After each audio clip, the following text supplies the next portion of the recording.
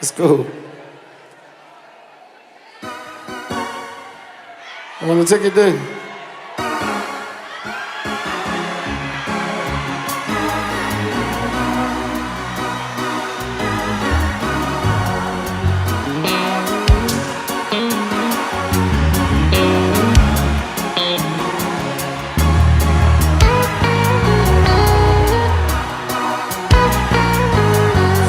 Unkulunkulu phela waziyo ngekusasala Thomunye uthuya sukambama ngoba uyena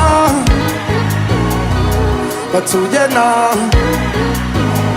Unkulunkulu phela waziyo ngekusasala Thomunye uthuya sukambama ngoba uyena bathi uyena Tawubathi mphethu madi tinkalaka inqokonqo angina-stress ngihamba phansi ngoba uyena bathi uyena bathi wafika usatha lebandla la awubathi samquma imoto samquma phansi ngoba uyena bathi uyena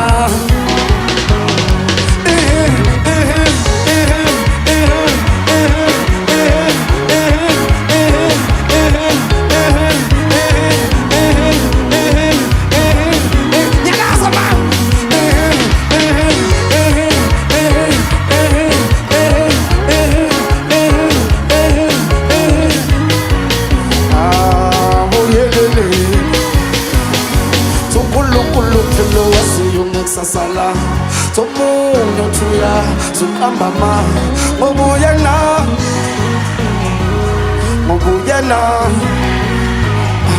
Unkulunkulu phela waziyo ngekusasala Thomunye uthuya sukambama ngoba uyena bathi uyena Tawubathi mphethu madi tinkalaka inqokonqo angina-stress ngihamba phansi bathi uyena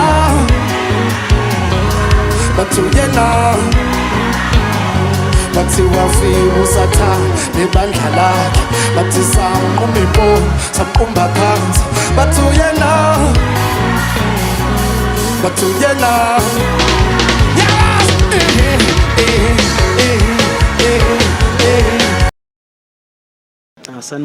Sanibonani kusayena kusithembiso kaNgubane njengoba kade ngishilo uNgcukumane uMbovu ya Straight Talk noMbovu ke la ngangishilo last time uzothinta itopic ezothanda ukuthi ijulise abantu kakhulu so namhlanje ngihambile-ke ngihambe ngibheka ngikhuluma nabantu nanabazi basemgaqweni ukuthi bathini ngale topic ngoba manje sikhuluma ngetopic ekhuluma ukucupha ngomuthu imizwa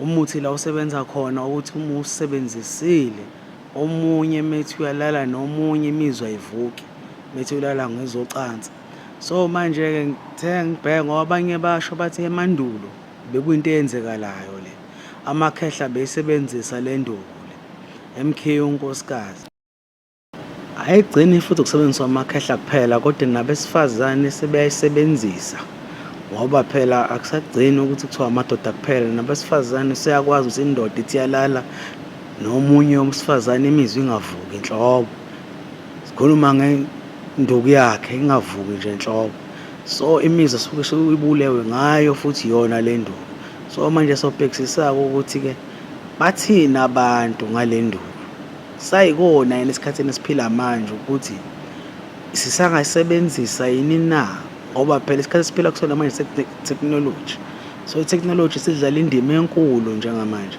so manje sifuna ukwazi ukuthi kusayikona yini ngoba manje uthando siphila kulona manje selamselana nemali kakhulu nomuntu osifazane uyasebenza nowesilisa uyasebenza so manje ngabe kusayikona yini so engizwe ukuthi wena uthini-ke la ukhona ngoba ngihambile ngayo emgaqweni ufike bangichazelile ngisazobafaka la nabanye basenda amavidiyo abo ukuthi ngiphinde ngwazi ukwadlala la ku-Straight Talk noMbovu ukhumbule ukuthi konke kushiwo la akusiwa kubhaliwe uMbovu ama-views abekwe la ama-opinions abekwe la akusiwa wami mina nje Straight Talk noMbovu ngoba kusuke ngidila netopic ekuyiyona yona so manje ngizoshayela kunina-ko ukuthi nithini uma ujaja okwakho, ukuthi uthini okwakho. Bonke abantu abakhulumayo nje kuphuma ngaphakathi kubona enhliziyweni, ngoba kuyenzeka ukuthi omunye ukhule eyibona lento yenzeka. Bonke la abanye kunobufakazi kubona.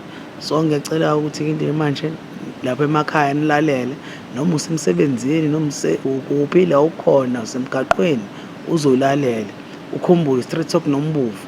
And nawe nangelinye ilanga uma ufuna ukuzwa kuthiwani, hhayi uzowazi ukuthi ulayikha nje ipheji lethu kuphela ethi iba umzali ku-Facebook, then emva kwalokho-ke konke lokho uzobe usukuthola khona. And i-topic esobe sigcina ngayo landela la sobe sikhuluma ngelobolo. Ilobolo uthi kusayilona yini leli likhona manje ilobolo leli impela, ngoba emandulo bakhuluma ngelinye ilobolo ngenkomo ukuthi zazi kanjani, ubani owenzani, konke nje lokho kuyolandela topic elandelayo. Straight Talk noMbovu, lalela-ke la ukhona. Ya, sanibona ngibingelele bafowethu nodadewethu. Igama nguThemba ngwakamtoli Sibongo. La ngithi angizophendula nansi inkulumo la eke ngayibona la kuma-video mangibuka kuMbovu la. Ikhuluma mayelana nokucupha imizwa yomuntu wesilisa kanye nowesifazane. So mina owami umbono kuleyo nto angiyiphasisi leyo nto yokucupha komuntu either wesilisa noma wesifazane, cause kumnandi vele manisanabo ubudlelwane enabo othandweni, but mase bungekho kuba nzima for lo osuke umcuphile, cause manje akasakwazi ukulala nomunye umuntu either wesilisa noma wesifazane cause wena unalento wamfaka yona. So manje akusakwazi ukuthi yena ajabule, injabulo yakhe ayisekho ngenxa yakho yalento omcupha ngayo, cause akasakwazi ukujabula nomunye umuntu amthandayo. So uma efuna ukujabula kushuthi kusuke kufaneleze kuwena. So leyo nto ayikho right, angiyiphasisi neze cause manje ukucupha ngikhuluma ngokucupha kukonkana akukho right, nomuthi nje ebudlelwaneni into engekho right, cause kusuke kusamnandi uma usakwenza ngoba nisuke nisathandana, but uma sefika esigabeni sokuthi sekuney'nkinga sekunzima for loyo omcuphile cause uzokulandela okanye futhi ngoba phela vele ngoba umfake lento kuyamphoqa ukuthi akalokhe eze kuwena noma engasathandi, cause manje akasayitholi injabulo yakhe isilele kuwena. Uvo lwami yilo lelo. Ngibonge kakhulu Mbongo. Hayi mina Mbovu angivumi ngalento eshiwo. Akukho right ukuthi sengathi ungacupha umuntu. Ukucupha umuntu akukho right ngey'ndlela ey'ningi. Kuyenzeka ukuthi ushone asale umuntu sefanele athole omunye umuntu, mese yakulowo omunye umuntu abe nenkinga angakwazi ukuthi ajabule.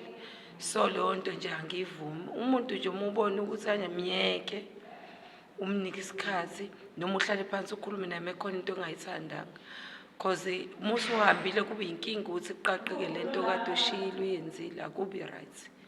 Angivumi nje nhlobo. Hayi ngobani mfowethu, ngathi nami akukho right ukucupha umuntu wesifazane, ngoba ukucupha umuntu wesifazane kungamenza izinto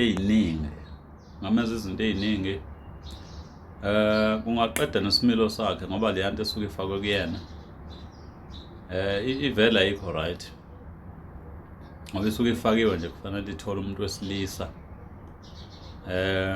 ezomlimaza. So enye yamenza ubona ecobezela, ehaleleka, yonke indoda nje ikhale ngaye, kanti no bahehwa yilento lefakwe kulo muntu wesifazane ukuze izokwenza phela umsebenzi wayo. So ke kungenzeka-ke ucupha umuntu wesifazane o-right ephenduke engaba right ngenxa lento osumfake yona. So nje lilonke ukucupha umuntu wesifazane akukho mfethu right, akukho right. Uma ubona ukuthi awumthembi mshiye, uthole omunye inhliziyo yakho mhlawumbe ezomthemba kunokuba umfake izinto ezogcina zishintsha isimilo sakhe, zigcine i-affecta ney'mpilo zabanye abantu. So nje akukho right.